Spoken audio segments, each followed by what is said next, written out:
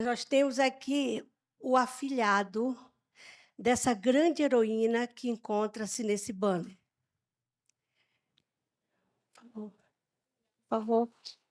Fica, tá.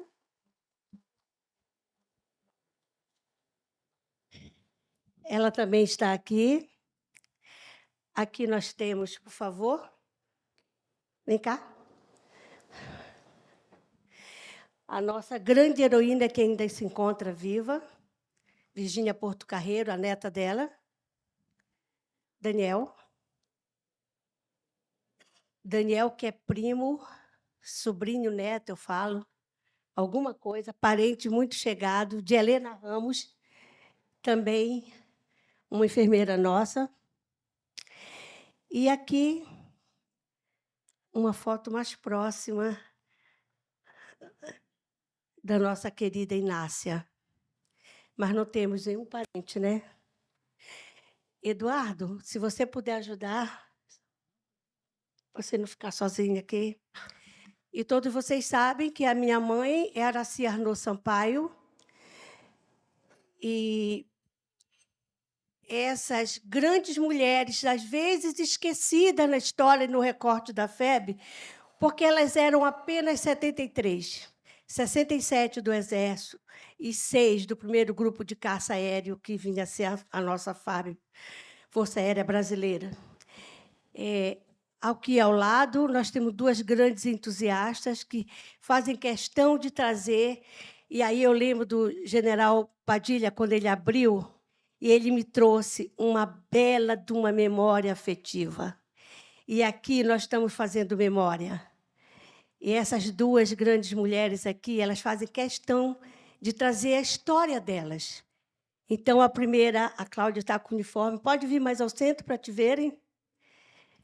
Eu só quero sinalizar que ela está tão emocionada, porque é assim mesmo, quando a gente fala dessas mulheres.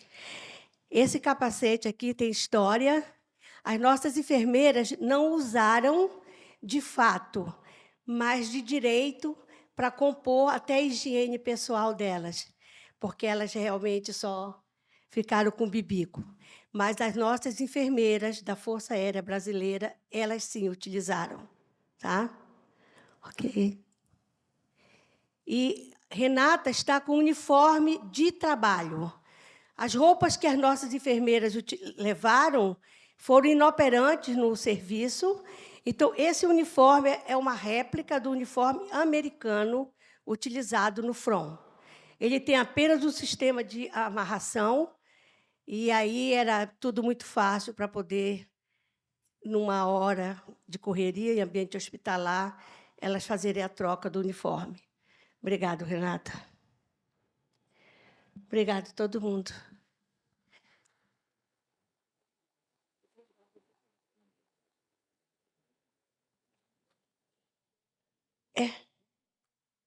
Você começa.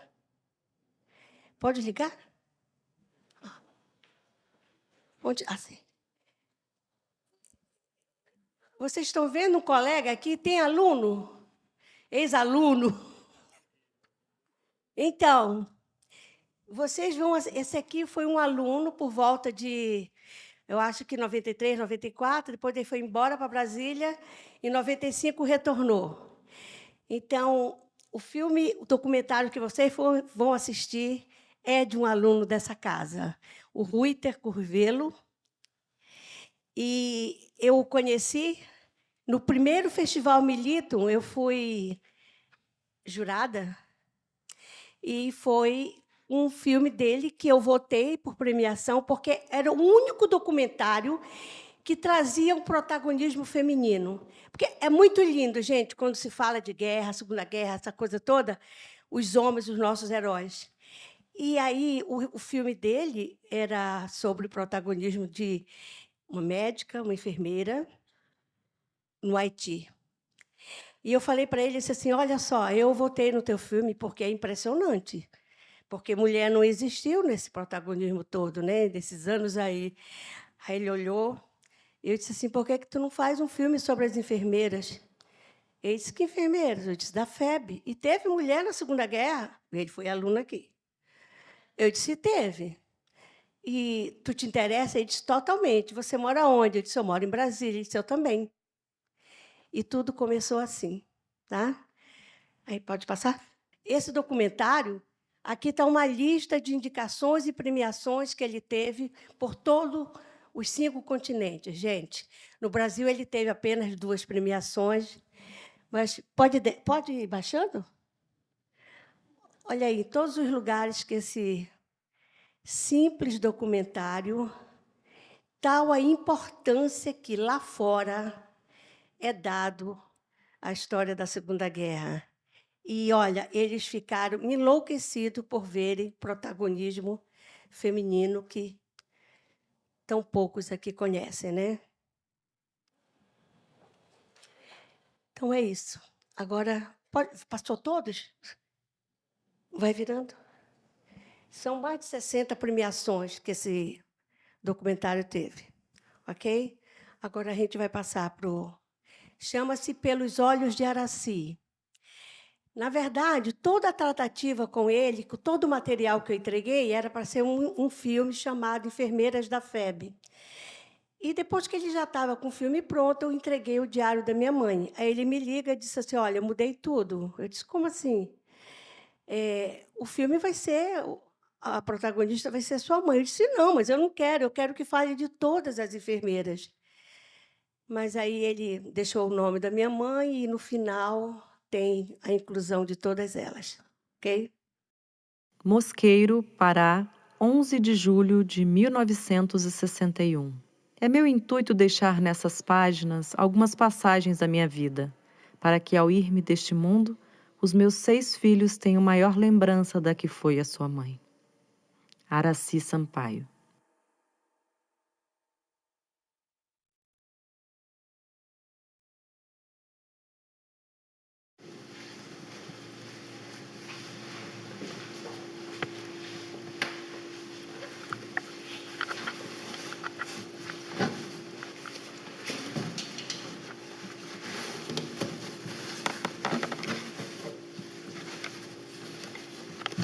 Esse uniforme é uma réplica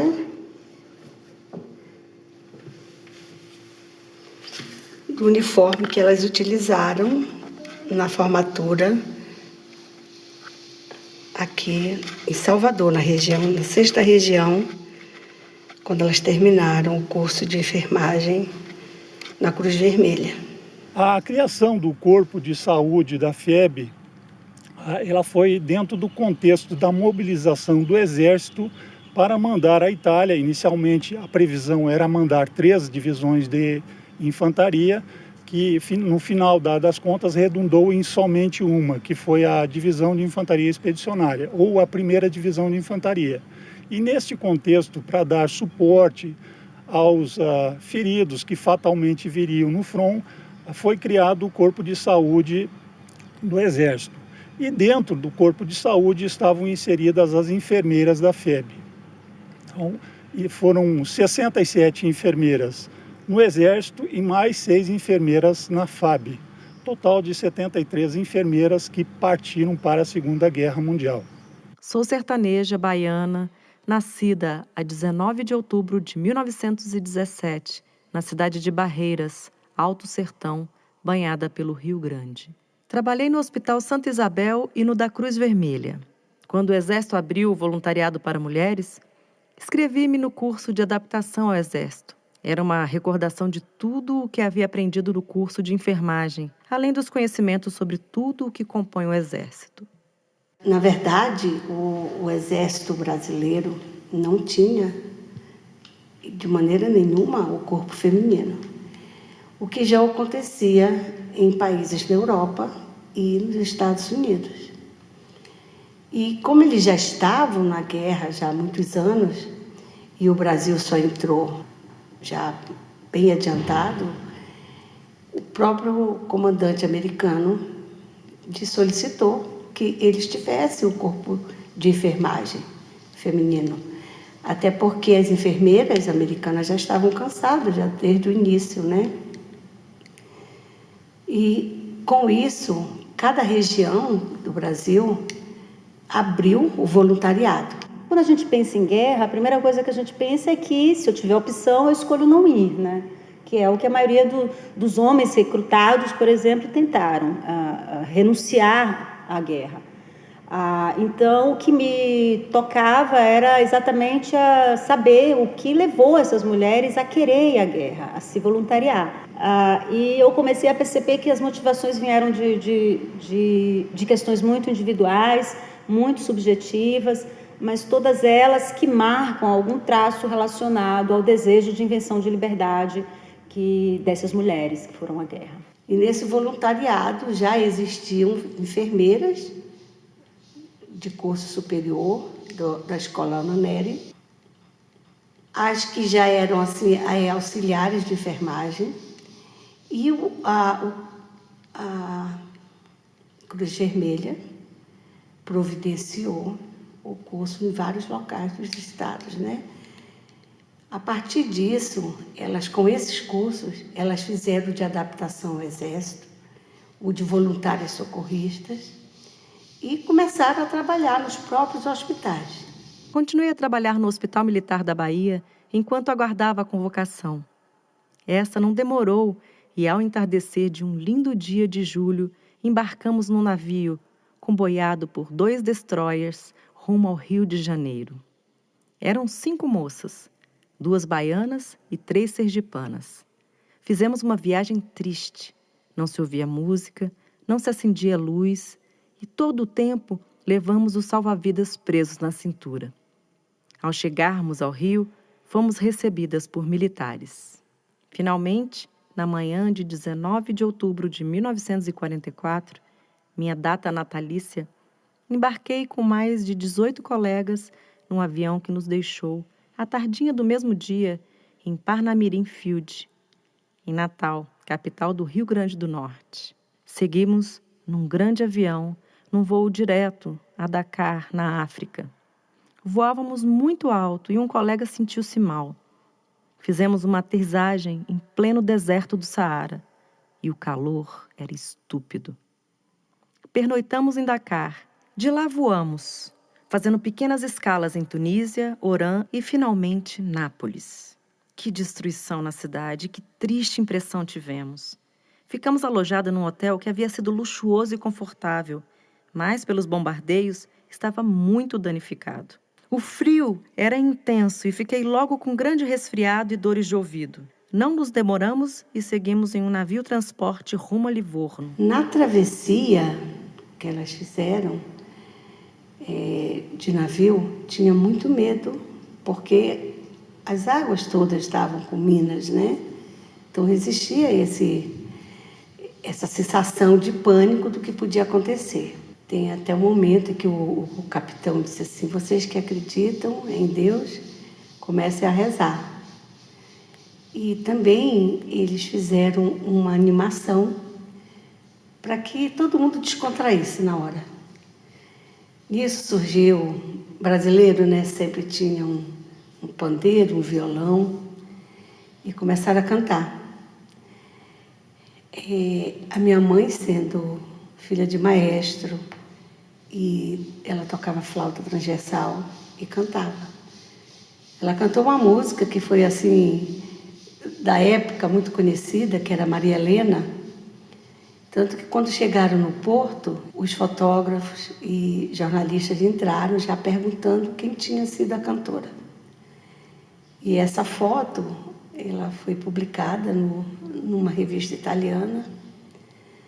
E é muito interessante que em todo o universo que elas estavam, de dificuldade, a foto, elas estão todas sorrindo e fazendo ver da vitória. Era um contraste. Eles já tinham certeza, sem nenhum costume do que era uma guerra, mas eles foram para lá com a certeza de que seriam vitoriosos. E foram. Maria Helena, és tu, a minha inspiração. Maria Helena, vem ouvir meu coração.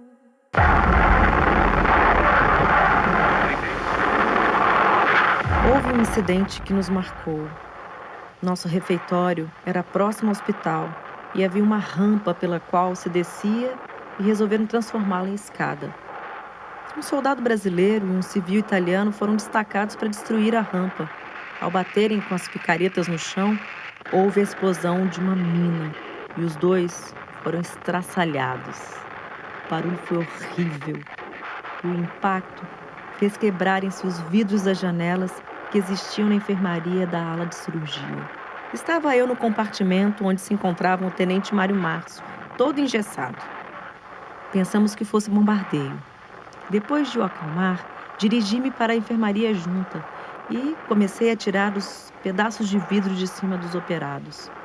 Foi um nervosismo grande, pois não podiam levantar-se e todos acreditávamos que fossem os alemães. Foi nessa hora que senti grande dor no ouvido esquerdo e houve a ruptura do tímpano. Esse ouvido já havia tido um abscesso após forte gripe nos dias de maior frio. Jamais esquecerei esse fato, que me marcou para o resto da minha vida. Então, os horrores era assim, era uma coisa muito forte. Em todas elas contavam essas histórias, né? Ao mesmo tempo que elas eram as enfermeiras, elas escutavam, eram as confidentes, eram conselheiras. Elas também escreviam as cartas para os familiares, para as namoradas, para as noivas. Todo esse clima de muita proximidade com o paciente elas tiveram. E essas narrativas voltadas para a questão humana é o que mais marca a narrativa dessas mulheres. Coisa que a gente não encontra, por exemplo, nos relatos dos homens, né? A forma como o homem enxerga a guerra é sempre a forma por mais que eles consigam perceber as dificuldades e o peso da guerra do ponto de vista da violência e da crueldade, mas é como se essa violência, essa crueldade, ela fosse mais naturalizada na narrativa masculina. O que sobressai na narrativa masculina é sempre o discurso do vencedor. Então, evidencia-se muito mais as batalhas que o Brasil conseguiu vencer na Itália, o grande apoio que o Brasil conseguiu dar ao exército norte-americano, com essa participação dele, e muito mais essas conquistas, esse sucesso, que a própria circunstância violenta e cruel, que a face violenta e cruel que a guerra revela. Então, no Brasil mesmo, houve assim uma certa discriminação, inclusive com falas indelicadas, do tipo assim, o que essas mulheres vão fazer lá? Elas vão ser mulherzinhas lá, nesse nível. Quando nós tínhamos pessoas, filhas de generais, de médicos, mulheres que já eram formadas, que já estavam na universidade, e todas elas passaram, não só pelos cursos de adaptação ao exército e o curso de enfermagem, como elas já tinham todo um cabedal de informação e também foram porque se sentiram chamadas como brasileiras, né, como amantes da pátria. Dia 8 de maio de 1945. Fomos surpreendidos com apitos, buzinas, músicas e gritos entusiásticos em várias línguas. Finish war! Finita la guerra! A guerra acabou! Foi imensa a alegria geral e, chorando, todos se abraçavam. O que no momento sentimos, não posso descrever. Foi alegria, orgulho, tristeza. Alegria por havermos alcançado a vitória. Orgulho por nos sentirmos responsáveis em haver cooperado para esse fim. Tristeza por saber que iríamos deixar aquele país maravilhoso e separarmos-nos de colegas e amigos a quem estávamos unidos pelo mesmo sofrimento e mesmo ideal. Quando elas retornam, claro que por conta também do grande apelo midiático, né, relacionado à vitória, né, elas foram recebidas com um tanto mais de entusiasmo por parte da população, né, como heroínas também. mas heroínas essas que nem todas foram adequadamente inseridas no mercado de trabalho. Então, por isso que boa parte dos membros hoje da Associação de Veteranos da FEB continua lutando por reconhecimento, por direitos, por alguns acessos que eles sabem que foram retirados das mães deles, né? Eles tinham como que uma orientação para que não se falasse sobre o que aconteceu. Nós vivíamos uma situação política aqui complicada nesse sentido. Então, não era aconselhável que se falasse. Independente disso, elas estavam todas muito mobilizadas com o que viram. E não só minha mãe, mas outras voltaram doentes. Antes de terminar a guerra, nós tivemos enfermeira que foi evacuada, que ficou, por exemplo, em hospital durante muito tempo no Rio de Janeiro, inclusive para receber a medalha que elas tiveram, né, essa medalha de campanha. Tivemos enfermeira que recebeu dentro do próprio ambiente hospitalar internada. As que quisessem, para serem pertencentes ao quadro do Exército, elas precisaram retornar ao trabalho. Minha mãe mesmo não pôde, porque ela foi reformada em função da perda de audição, e outras que, já casadas, não quiseram mais. Então, nem todas retornaram às atividades, mas levou um tempo. E elas sempre falavam com um certo sentimento do que trouxeram dessa experiência. Foi uma experiência divisora na vida de todas elas. Ao regressar a Salvador, tive muitas alegrias, com reconhecimento pelo fato de haver feito parte da FEB. Dei entrevistas a jornais, falei muito sobre o que havia visto. Elas sempre participaram, por exemplo, das convenções. Quando eu comecei a participar, nós estávamos em Juiz de Fora e tínhamos a participação da Carlota Mello nesse encontro. E acreditem, com toda a mesa de acolhimento dos comandantes do Exército e dos presidentes de regionais da ANVEFEB montada, e a Carlota estava bem distante numa mesa de convidados. E a delegação de Brasília, na pessoa do nosso presidente, o Vinícius, ele pontuou: Socorro, não vamos deixar que a Carlota fique de fora dessa mesa. Eu conto isso, que a partir daí, Carlota disse a seguinte frase: Socorro, não é possível que até hoje nós precisamos dizer que aqui estamos. Ela tinha 98 anos e ela fez essa declaração. A partir daí, eu espero que você diga em todos os ambientes que nós estivemos nessa guerra.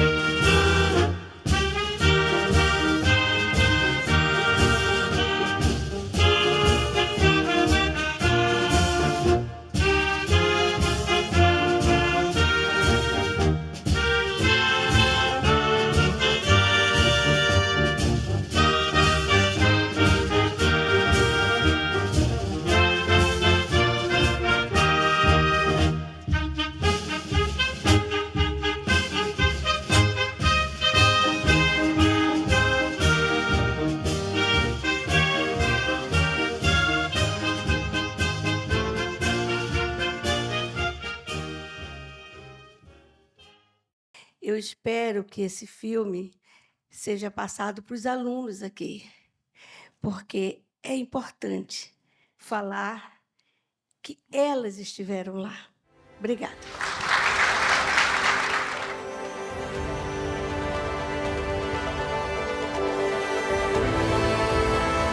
Eu considero todos irmãos. Todo ex-combatente para mim é um irmão. Porque nós somos irmãos perante Deus e somos irmão de farda, irmão de luta.